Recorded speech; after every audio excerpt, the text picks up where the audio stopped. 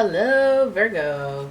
It's umomgtarot, and this is your someone secretly talking about your love life tarot card reading. Some of you guys sense it. Some of you sense the chatter that's going on around you, and you need some validation. And we're gonna get that from the astrology reading cards as well as a tarot spread. Who's secretly talking about your love life? What's going on? We're gonna expose this person with the astrology reading cards right now. This could be their sun, moon, or rising, as well as somebody just giving you the vibe of these signs. So here is your first card. Boom, Aries. The energy around you is dynamic and spontaneous. Crusading impulsive action is likely. Aries energies, I know a few Aries that can be a little nosy, little high level of initiative when sticking their nose into business that is not theirs. And some actually don't care at all. Actually, they don't care as long if it doesn't. You know what? I take that back. They'll gossip, but if the business doesn't relate to them, they don't really care. You know. So this person that's secretly talking about your love life, does it involve them? Is it an Aries? Your next card is Taurus. The energy around you shows the abundance of nature. It is rich, earthy, and productive, yet relaxed and slow. Aries and Taurus. So on the one hand, we have somebody who's like, if it involves me, I want to know everything. Me. And then we have Taurus energy. I don't mean to slander Aries like this, but then we have Taurus energy who's like, okay, well, if we're talking about you, me, and us, then I'm possessing all of it. It's all mine. It all belongs to me. Mine. Right? And Tauruses are very stubborn, very firm on what they believe. They know what they're doing. They're creative, they're organized, and hardworking. So, what are we talking about? Why are you guys talking about the love life? I feel like this person is directly connected to the love life. Then we have Cancer energy. The energy is emotional, sensitive, caring, and loving. It may concern family, a mother, or a child. Now this connection to whoever's talking about your love life may be closer than you even think. Because why in the world are you talking about my relationship? Mom? Family? I'm talking about my relationship. Could this be somebody who is talking about the relationship they share with you? Are they talking about... Listen, this could be somebody, if it's connected to them, it could be like an ex or somebody of interest who has a connection to your family member. Secretly talking about it with them. Hey, who's she dating right now?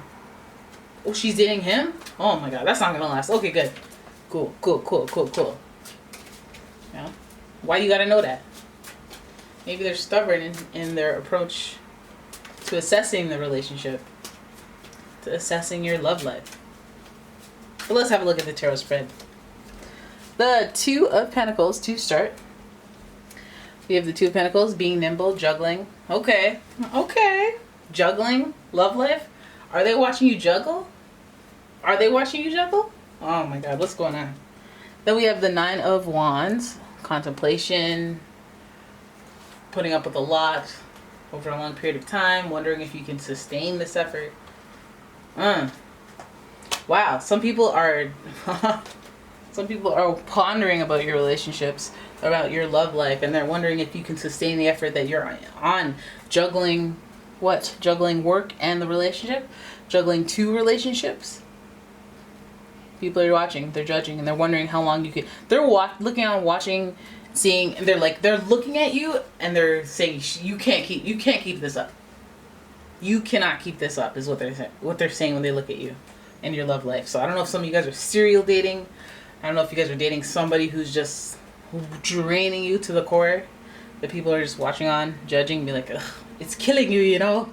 You gotta stop this. But we have fire. We have pentacles. We got the swords. Alright? We got the Six of Swords here. And this is also... Ooh, look how Grim Reaper-y. Look at that Grim Reaper right up in there. Six of Swords. I'm just trying to move on. I'm just trying to move on type energy comes with the Six of Swords. Let's pull your whole thing. Let's pull the whole thing. Then we have the wait, no, we have the Justice card. Hello. But there's a lack of justice because the Justice card is in reverse. What is going on? Then we have, who are you? The Star. In reverse. Unlock. What is going on? Bottom of the deck, we've got the Hermit. What's going on, guys? Someone's secretly talking about your love life. They're onlooking, judging, you know? But I can't tell whether or not they're juggling or you're juggling because it feels like they're directly involved. So being nimble, being quick, being a little worried that the stacks, the cards may fall is a little bit concerning there too. Because I'm wondering what the heck are they watching you do? I don't see third-party situation. I'm just seeing somebody watching the struggle and seeing how long you can sustain that type of effort, you know? And then we see this card here with the Grim Reaper. It's almost like the inevitable exit that is necessary. It's almost like people are waiting for you to end a relationship or end some type of affair or connection to someone that is just draining you, that has just been going on for too long. It may be it may be a fling, a will they, won't they. It may be a crush. It may be somebody that you haven't gotten over. But people are watching on. It could be an Aries, Taurus, Cancer, people who care but don't understand. They can only see from their perspective. They're a little stubborn, so they could give you some of that hater energy. They give you some of that energy of you don't understand. You're just telling me to get over it and move on. But I feel like they're watching on judging, wanting you to end things quickly, wanting you to put a stop to things and just move on. People want you to move on. People want you to move on. Injustice, they don't think this is the right person for you. They don't think that you make the right decisions in your love life. This is a Libra in reverse here, so you could be dealing with a Libra as well. And this card is the Star, Aquarius energy. We have air signs, but let's not take away from the fact that we have 3 swords-ish type vibes over here, 3 air signs, and that's usually like confusion, intellect, mental confusion. So people are wondering about your mental health as it relates to your love life, wondering maybe there's some things that went down that were just unfair and how they affected you. Maybe people are concerned about that in your love life, and your ability to move on. Maybe you're scarred from it. Maybe because of this event of having to move on after wasting time, going at it with something for too long, going through something that drained you or took a lot out of you for a long period of time, and having to move on from it. You know, I gotta say, Tauruses, they're heroes. And if somebody is talking about your love life and they're giving you Taurus energy and you have any type of adversity, I'd say that this person has the best interest in mind. They may be a little bit like hard-headed in the way that they advise. Maybe they're not the most sensitive. Maybe they're not the most like tactful. And they're like, here's how you fix a broken heart, A, B, C, and then presto, you're fixed. So what are you still doing? You know, maybe they're like that, but their heart's in the right place. But I feel like they're watching a train wreck happen, waiting to pick up the scraps after you're done. Waiting until you move on. Waiting for you to realize that you need to move on. Because this situation is not balanced, it's not fair. We do see a struggle to keep the relationship balanced or keep the love life balanced, but there's still that struggle there, and the chips seem to fall here, where the Justice card is all about balance, but it's in reverse. So how do you find balance when you're upside down? You can't unless you turn everything upside down. But what it means is something unfair, unjust happened, and maybe has thrown you off balance, and your perception of relationships in your love life has been skewed. And it's something for people to observe and watch over and support you with, because feeling like they're not really relying on your mental. They're not really, they're going, you need to know when to move on. You need to understand a little bit better when it's time to cut the cord, because you could be wasting a lot of time trying to juggle and manage something that's supposed to be effortless and joy-filled and fair and just and balanced, and it's supposed to fill you with hope. It's supposed to fill you with hope. Now, this is the Star card, and yes, it does represent hope It represents all sorts of Aquarius-like things where wishes are fulfilled. Maybe you believe that there's a fairy tale at the end of the situation you have. Some of you guys have a will they won't they scenario on your hands, hoping for the best, hoping that it will materialize to something. Maybe it will, maybe it won't, but that's what people are talking about. Oh God, I can't believe they're signing up for this will they won't they foolishness. What? And that's what they're talking about, okay? And if that's what they're talking about, maybe it's something that you need to talk about to yourself and be like, well, do I really want to stick around and linger and waste my best years and waste time, even though I know nothing's on the horizon or whatever? But the freedom of it all will set a new cycle into play where I can be open to having new stuff, putting myself first, just in the way that the person or people or scenarios that present themselves that prevent me from moving, forward and happy, amicably growing at a pace that I can handle, rather than one that overwhelms me with someone, or like somebody who underwhelms me even. Anyways, basically what you want is the knowledge to figure out when to cut things off when they need to be cut off, so that you don't waste time hoping for something that isn't going to happen or isn't going to materialize.